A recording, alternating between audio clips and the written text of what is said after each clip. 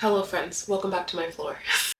I have a crazy idea, so I thought I would film it. Currently it is the Thursday before SacAnime Summer 2024. I am currently in the middle of con crunching, and currently having an idea to make another prop. My friends and I are doing a Pokemon D&D group on Saturday of SacAnime. And I thought it would be fun to make a D20 that looks like a Pokeball. It is currently about 10 a.m. in the morning. I think a little bit past 10 in the morning. But I am going to try to attempt to make this D20 before I have to leave for my hotel later this afternoon. So like I said, it's 10 in the morning. And we're going to see if I can speed run this prop build. Everything from putting it together, assembling it, to painting it. So we're gonna see. And I'm gonna take you guys along with me. So I should stop yapping and get to work.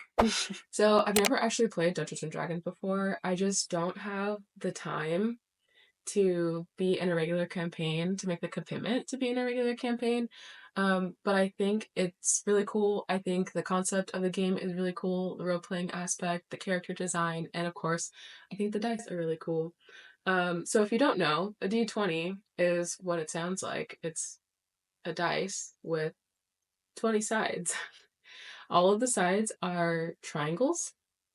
So I had already gone ahead and drafted the size of a triangle that I think would work for how big I want this dice to be, because I do want it to be like jumbo size, something that we can like throw around and play with and have other people interact with in our group.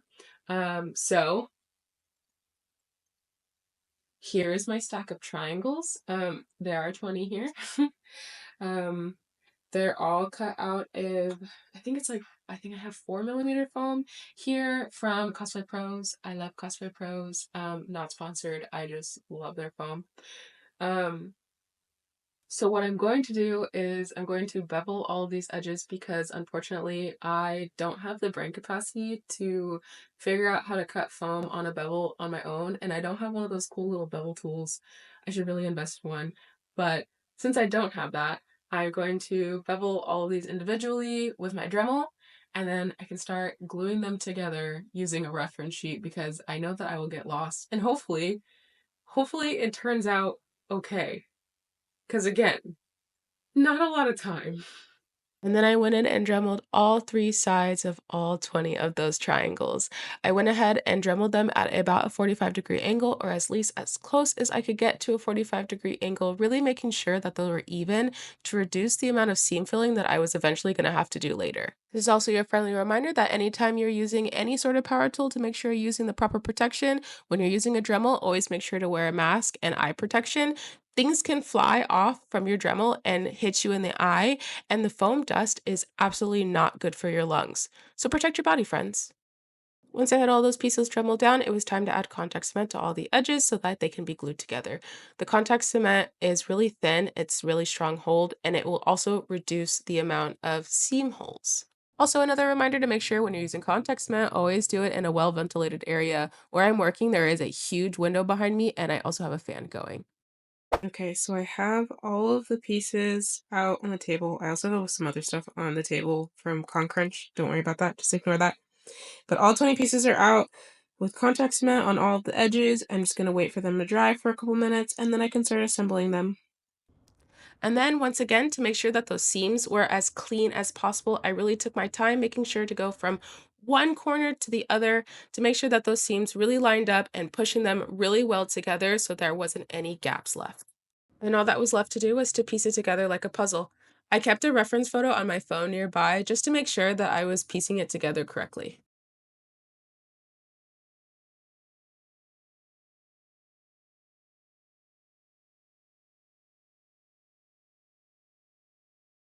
Foam is a really flexible material, and with this D20 being hollow, that meant it had the susceptibility of being crushed. So to solve that problem, I went ahead and filled the core with just a bunch of leftover newspaper. And I really made sure to pack in as much of this newspaper as possible just to really provide a good amount of structure for this D20.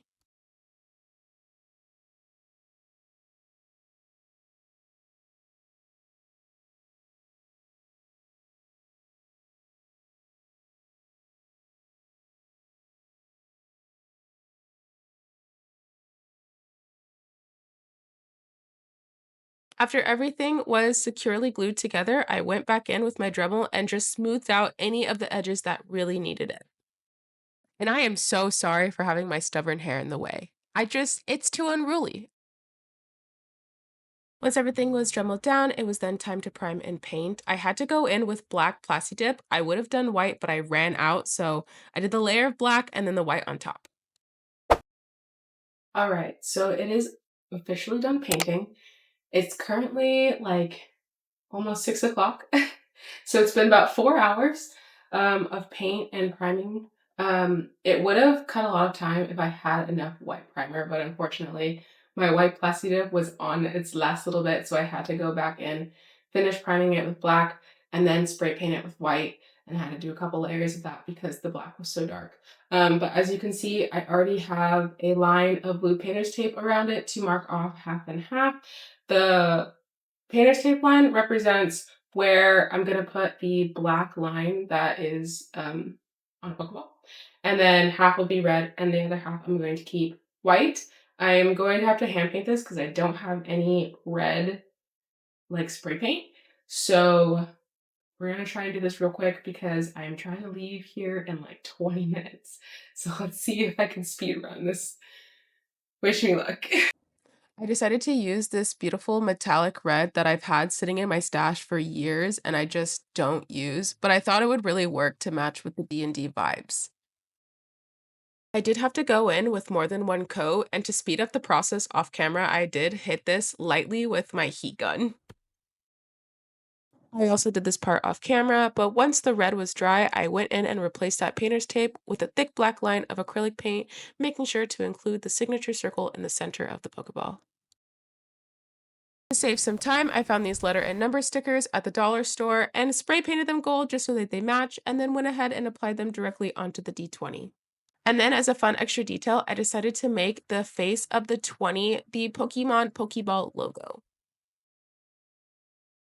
To make sure that these stickers didn't go anywhere, I made sure to apply a generous layer of clear coat varnish.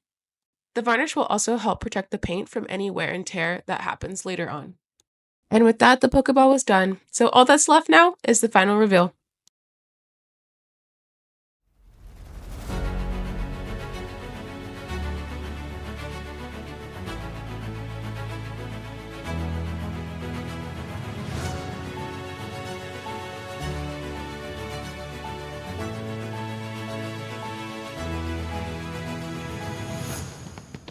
All right, time for my final thoughts. Overall, for this being a quick spur of the moment decision to make, I actually really enjoyed making it.